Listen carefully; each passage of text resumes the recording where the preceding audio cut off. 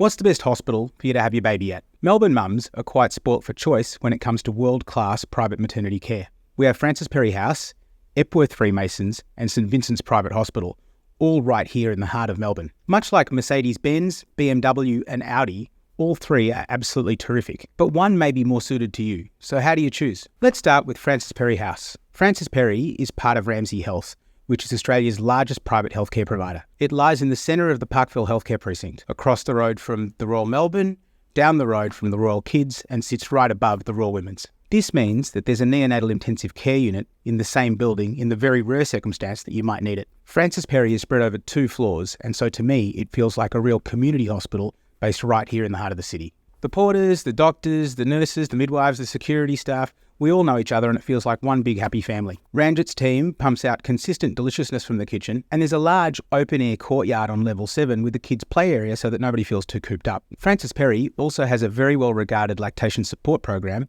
that continues even after you've left the hospital. Epworth Freemasons Hospital is located in East Melbourne and it's part of the wider Epworth Hospital network. Having spent some training time at the Mayo Clinic in the United States, as a large non-for-profit specialising in research and education, Epworth is about as close to that model that I've seen in Australia, and their culture really just understands private healthcare. The comfortable rooms are quite large and have a beautiful old worldly feel about them. Epworth is also famous for its truly restaurant-quality meals, as well as its patient privacy. Freemasons' online blog is vastly comprehensive and a truly wonderful educational resource for expecting parents. From a clinical perspective, I find that having an operating theatre housed within the birth suite quite convenient, and it goes a long way to minimising stress should an emergency arise. That brings us to St Vincent's Private. St Vincent's has doubled down on its commitment to private maternity care. This comes at a time when many other units are struggling financially around the country, and some have even been forced to close. St Vinny's has made a significant investment into a brand spanking new state-of-the-art facility. This houses spacious birthing suites with double showers and a separate bath, as well as substantial refurbishments to the postnatal rooms. St Vincent's Private also has multiple surgical and medical specialists on site. This makes coordination of multidisciplinary team care